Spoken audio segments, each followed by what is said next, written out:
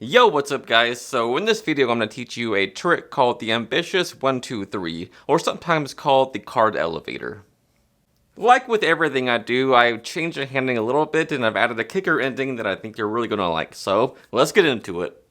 Alright, so for this trick I will use a few cards. In fact, I will use the ace, the 2, and the 3 of spades, just so we can keep track of them and get a clear picture of what's going on in the trick. Alright, so that's just the ace, 2, 3 of spades. And what I'll do is I'll lay them, there goes the card box, I'll lay them in a row on the table like this. We've got the ace, 2, and the 3 of spades just like this. Now, one at a time, they're going to penetrate through the deck in various places, alright? So the first one, we got the 3 of spades, and this one is going to pass all the way up through the deck, all the way to the top with just a little riffle. It goes to the top of the deck just like this. Alright, so that's one down, 2 to go. Alright, so the next one, the 2 of spades, if I drop it just right on top of the deck, just like this, it goes all the way down to the bottom of the deck. There's the 2 of spades. So we got 2 down, 1 to go. Alright, so the ace of spades is always the hardest because it has more ink on the card,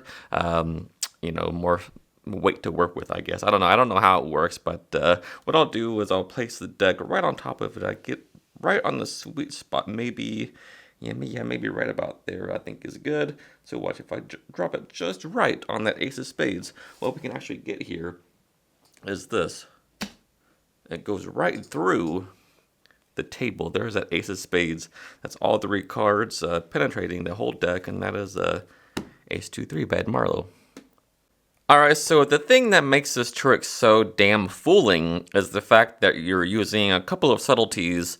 And what I mean by that is you're using a duplicate card, okay? So you don't have to do this. It just really enhances the effect and makes it really seem impossible, okay? So with one of the duplicates, you'll simply put it face up on top of the deck. The other one, you'll put it just on the bottom of the deck, all right? So from top down, you have the face up queen. All the way on the bottom, you have the other queen face down on the bottom. And the ace, 2, and 3 are scattered throughout the deck, all right? So they're actually in order. So there's the 3, there's the 2 in the middle, and then there's the ace near the top. And that's how you want to set the deck, all right? So once you have this all in place, you're ready to begin this effect. Now, it's a good idea to just take the cards out of the box how they are like this face up, but in the performance, I accidentally swept the card box off the table by accident. So it's all the way over there. I don't feel like picking that up, so just pretend I have a card box and I'll take them out. So what you'll do is you'll just spread through the deck like this and say that you'll use just the ace, the 2, and the 3. So, and by the way, don't call attention to that queen of diamonds, all right? So don't try to like flash it like, say here's the queen of diamonds. Don't do anything stupid, all right? They'll see that queen on the face, which will enhance the subtlety in a minute, all right? So just say that you'll use 3 cards, the ace, 2, and 3. So just up jog them as you get to them. There's the 3. There's the 2, and then there's the ace. Now what you're going to do is close the deck up like this and take them out. And what's going to happen is to hide that queen that's on the top, you'll just simply turn these over and just put them on the deck here like this and turn everything over. So now that hides that face up queen of diamonds. Now what's going to happen is you're going to appear to just simply turn these 3 cards face down.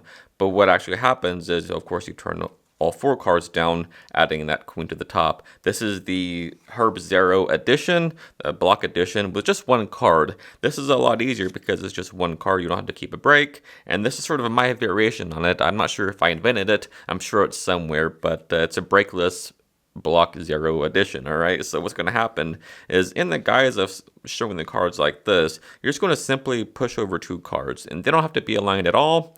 This is actually exposed view. You'll never actually show them this part like this because it'll be necktied. But in the act of going ace, 2, 3, you just simply push over 2 cards and turn everything over. All right. So at speed and when you're necktied, nobody's ever going to see that. So this is full speed, and then look how good that looks. I just did it.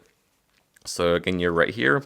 This is exposed view, slow motion. You're like this, and you just simply push over 2 cards like this. And the technique behind that, you just take your thumb tip, push over that ace, and with the ball of your thumb right here, just simply drag the other one along for the ride, just like that. And that is your 2 card push off. So again, you're like this, and then just simply turn the cards over like this. But again, neck tied, just because it looks so good, I'll do it again. You're like this, and then nobody's ever going to see a thing. So now you just simply put the cards down on the table from right to left, all right? So the first card that goes down is going to be that queen. The next card that goes down is the ace. The next card that goes down is the 2. So they believe that this is the ace, 2, and 3, alright? So what you're going to do is say that you'll make each card one by one penetrate the deck in different places. Alright, so what's going to happen with the first one, you just put the deck on top of that card, okay? So, which is actually the 2. Alright, so you just put the deck on top of the 2 and pick it up. Say that, look, this one goes all the way to the top, and there it is, that 3 all the way to the top. The next one, now by the way, when you're doing this, when you show the first card is on top, you want to sort of put the deck near the edge of the table, just like this, for the lapping that's getting ready to take place. All right, so you want to condition them with your motions, like this is just a normal position. All right, so as soon as you show that card and put it there, you want to just rest your hand on the table, just like this, saying that's 1 down, 2 to go. Now you pick up the next card, which they believe is the 2. You can actually call it the 2. Next one is the 2, and if I drop it just right on the table, or on the deck, sorry, it goes all the way through the deck. This is, of course, the ace going on top of the deck, all right, not the 2.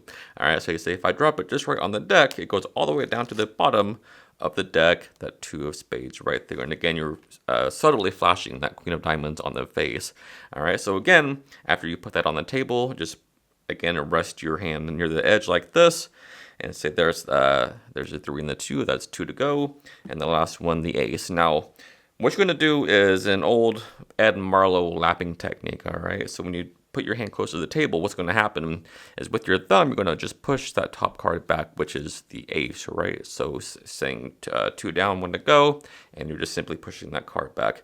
Now, you say, look, the ace is always the hardest, and what you're going to do is simply grasp the deck above where that ace is, right? That you're just going to grasp it right here, letting that ace fall into your lap, all right? So I'll try to do this exposed view. If you can see it happening there, the ace just simply falls into your lap, just like this. If I can show you like this on camera, the ace just falls into your lap, all right? So you're here, and that ace will just fall, and nobody's ever going to see a thing. It's already in my lap, just like this, all right? So that's a simple lapping technique by Ed Marlowe. I really want to let you see this technique here. It's hard to get it on camera. You know, it's hard to catch actually what's going on, which is the great thing about this lapping technique. It's impossible to detect, all right? So as you turn the deck face up, that just falls into your lap just like this as you move the deck forward. And again, flashing that queen on the face, all right? So the ace is always the hardest, blah, blah, blah. It has the most ink, which makes no sense. You just have to say something and justify turning the deck face up, all right? So it has the most ink, whatever. Now you turn the deck face down, and you simply say, look, for the ace, gotta find the sweet spot, and the more time misdirection you separate that from this, the better, right? So you gotta find the sweet spot. I think it's maybe, I feel like it's right there. So as you put it on, you put your hand down to the to get the card, all right? So if you do this and then grab it, it might look kind of awkward, like you're grabbing something, but if you do both motions at the same time, it's completely hidden, all right? So as you put the deck on, you reach down to your crotch and grab that ace, all right? So as you put it on, you just grab the card and put it under the table, just like this, okay? So you just grab it from the lap and put it under the table, okay? So you put that on just like this. Say, look, if I just press right here, and what I'm doing here to make the sound, I'm just doing this, all right? So I'm holding it between my middle finger and my thumb, and I'm just doing this, letting it snap against the table. All right, so if I just do this, the ace actually goes all the way through the table, and there it is, that ace of spades. And once again, you can put it there. And the beauty behind this, but behind the duplicate, is the fact that the bottom card doesn't change, right? It's still the same card, thus enhancing the penetration. So you see, there it is, all 3 cards through the deck, through the table, and that's a trick. Alright guys, so as always, thank you so much for taking the time out of your day to watch this video. It means the world to me, and if you got value out of it, if you learned something new, do me a huge favor and hit that like button and sub to the channel. Until next time, happy practicing. I love you guys.